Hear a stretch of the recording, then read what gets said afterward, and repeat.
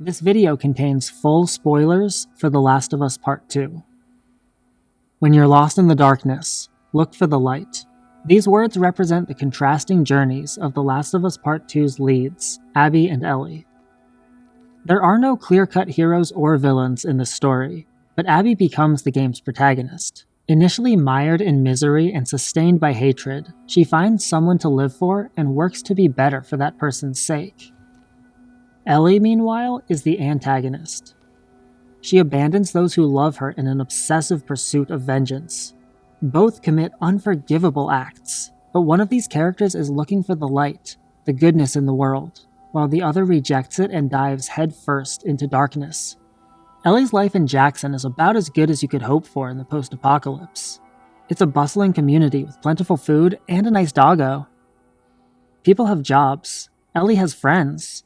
The fact that she hopes to die of old age is indicative of how comfortable and sustainable life here is. I can't imagine many people are lucky enough to enjoy long lives in this brutal world. Things aren't perfect. Ellie has to deal with this bigot between clearing out stray infected, and her relationship with Joel has never been more tense. But there is time for a snowball fight with the local kids, so life could be a lot worse. Despite their issues, Ellie loved Joel like a father. So when Abby viciously murders him, Ellie's desire for vengeance is understandable. When she arrives in Seattle, though, there are big red flags signaling that this is an ill-fated mission.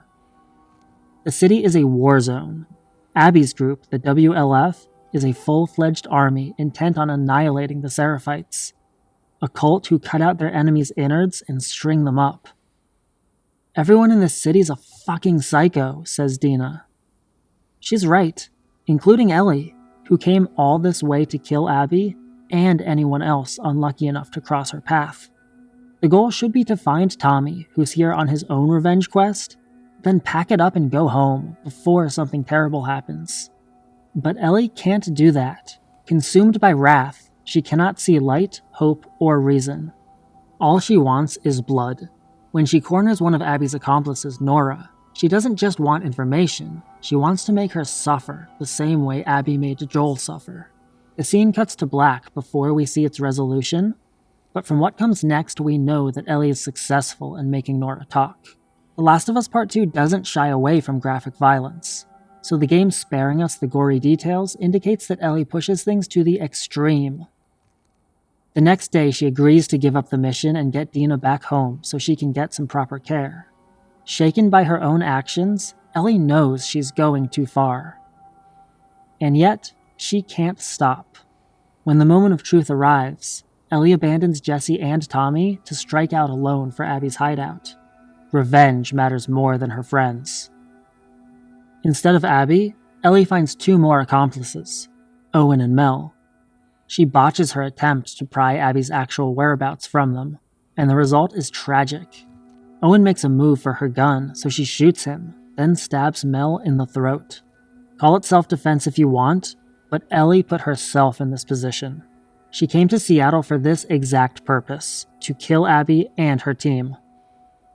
With his final words, Owen gargles something that shakes Ellie to her core. Mel was pregnant.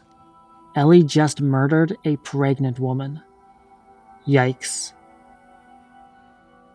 Revenge is Ellie's present, it's Abby's past. For years, killing the man who killed her father is what kept Abby going day after day. But achieving that goal didn't bring her any solace. It just left her empty. Even if she insists that Joel deserved what he got, she knows what she did to him is evil. What kind of person could do that, right? She says about herself.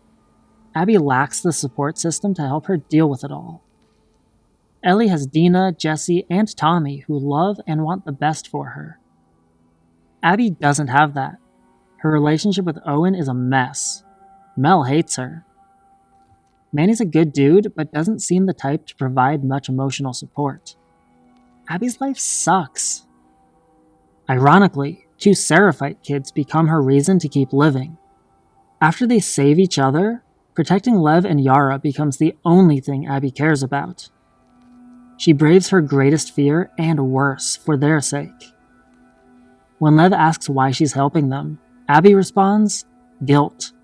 I just needed to lighten the load a bit." She gives a similar answer to Yara. "I needed to. I had to." Abby wants to do something good to relieve the weight of her own monstrous actions. In time, though, that selfish intent fades away. Lev and Yara are innocent kids born into a difficult life. They deserve better, so Abby puts her life on the line to defend them. Lev is shocked to see her turn against her former comrades, but Abby feels no connection to the WLF anymore. "You're my people," she tells him. Lev is the goodness in Abby's life, the light that guides her. He helps her rediscover the kind, caring person she was before her father's death. When Abby finds Owen and Mel murdered in the aquarium, she is so overcome with rage that she savors the prospect of returning the favor by killing Ellie and the pregnant Dina. Lev is at her side, though, pleading for her to stop. And Abby listens. She may still be engulfed in darkness by this furious urge for payback, but she chooses to follow the light. She spares Ellie and Dina, while she and Lev move on with their lives. Months later, Ellie and Dina are living together in a cozy farmhouse with baby JJ. Things seem pretty great. They have animals and lots of land. They dance to music. There's a supportive letter from Jesse's mom. Except things are not okay. Ellie is still haunted by Joel's mangled face and screams of anguish. You don't just get over the violent murder of a loved one, but Ellie needs to stay with the people who love her. Let them help her, take care of her. Instead, she forsakes Dina and the baby to resume a stupid revenge mission that she was incredibly lucky to survive in the first place. Dina and JJ are the light shining bright in her face, but Ellie is still blinded by her vengeful obsession. I never liked Naughty Dog's decision to put us back in control of Ellie at the end of the game. I get that she's the iconic fan-favorite character, but The Last of Us Part 2 works so hard to make Abby sympathetic that it feels contrary to the trajectory of the story. Like, you convinced me. If I have to pick sides, I'm Team Abby all day. At the start of this video, I said there are no heroes or villains in The Last of Us, and in general, I stand by that. But Ellie is absolutely the bad guy in this final confrontation. Abby's over it. She doesn't want to fight. She just wants to get Lev somewhere safe. Ellie won't allow it. She holds a knife to the throat of an unconscious child to coerce Abby into fighting her. Fuck. And I cannot emphasize this enough.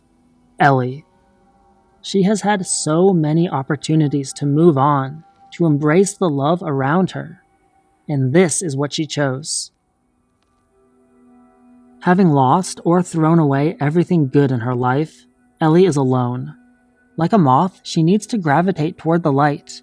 She needs to find a reason to live. I'm not saying she needs a happy ending because there are no happy endings in The Last of Us, but she does need some closure. Abby reached the end of her arc. She found her way out of the darkness. In Ellie's case, I don't think it can be as simple as finding a person to love and protect. We've already seen that story with both Abby and Joel. So I don't know what Ellie's next journey looks like, but one thing is clear. She has work to do.